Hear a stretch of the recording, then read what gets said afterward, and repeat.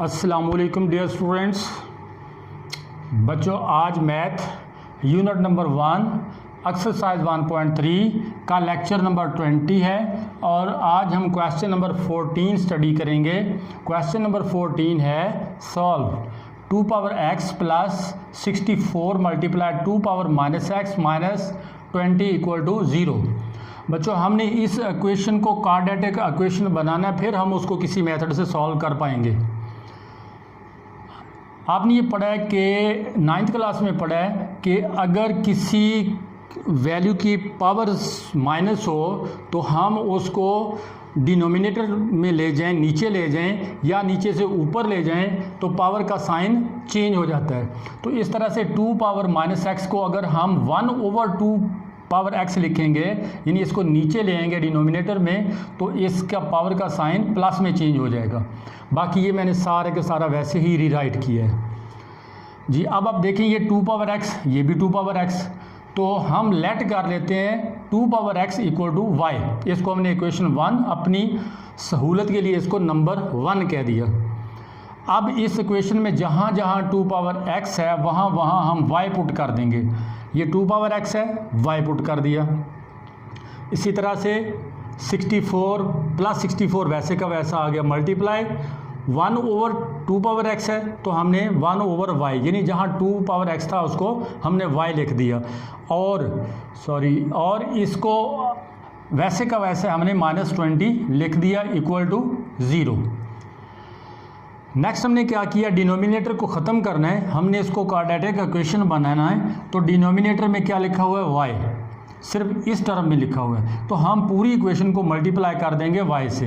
Multiplying by y on the both side, हम दोनों तरफ y से मल्टीप्लाई करेंगे। जब इसको, हाँ ये याद रखें, जब y से दोनों तरफ मल्टीप्लाई करना है तो हम हर टर्म को y से मल्टीप्लाई करेंगे, लेफ्ट साइड पे भी, राइट साइड पे भी और लेफ्ट साइड पे भी। जब y को हम इस y को y से मल्टीप्लाई करेंगे y स्क्वायर, 64 1/y को जब हम y से मल्टीप्लाई करेंगे y से कैंसिल हो जाएगा तो 64 आंसर आ जाएगा, ये वैसे का वैसा। और -20 हमने वैसे ही उतार लिया, इसी तरह इक्वल 0 वैसे ही उतार लिया। इसके बाद हम इसको रीअरेंज करेंगे, पहले y की स्क्वायर वैल्यू, फिर y की वैल्यू और फिर कांस्टेंट। अब ये क्या बन गई है, क्वाड्रेटिक इक्वेशन बन गई है। अब हमने इसको किसी भी मेथड से सॉल्व करना है, तो मैं इसके पेयर बना के इसको सॉल्व कर रहा हूँ। तो अब हमने देखना ये है कि वाई स्क्वायर के साथ क्या कोफिशिएंट क्या लिखा हुआ है। जो भी कोफिशिएंट लिखा हुआ हो, यहाँ पे कोई नहीं है तो 1 है, उसको मल्टीप्लाई करना होता है कांस्टेंट से। तो क्या आंसर आएगा, 64। तो ये 64 आप ज़हन में रखें या लिख लें। तो अब आपने 2 नंबर ढूंढने हैं जिनको मल्टीप्लाई करो तो 64 आए, ऐड या सब्ट्रैक्ट करो तो -20 आए। तो -16 और -4, तो इन दोनों को मल्टीप्लाई करें तो 64 आता है, प्लस 64 आता है, इनको ऐड करें तो -20 आता है। तो लिहाजा ये हमारे पेयर कहलाए। अब हमने इनको क्या करना है, y वाली जगह पे लिखना है y के साथ, बाकी सारा वैसे का वैसा। इस तरह y स्क्वायर को हम वैसे ही लिख देंगे, तो -16y, फिर दूसरा पेयर है -4y और प्लस 64 इक्वल टू 0 हम वैसे ही लिखेंगे। पहली 2 वैल्यू से देखें y कॉमन आ रहा है, हमने y कॉमन लिया, पीछे बचा y -16।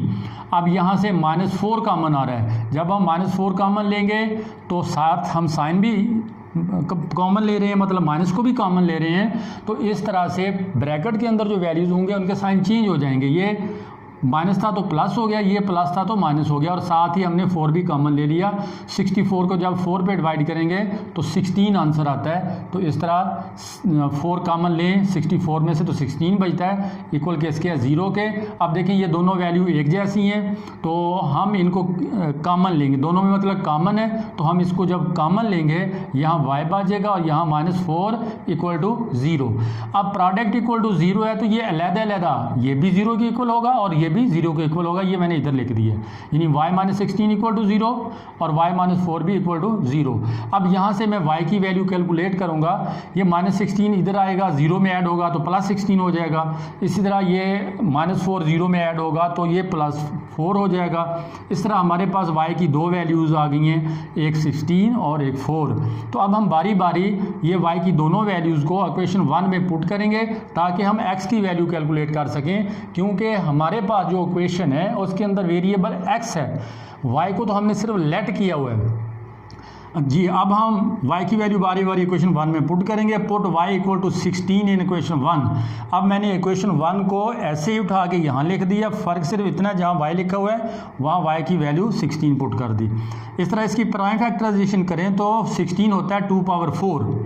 अब देखें बेस दोनों के एक जैसे हैं, जब बेस एक जैसे हों तो पावर्स इक्वल होती हैं। तो एक हमारे पास x की वैल्यू आ गई, x इक्वल टू 4।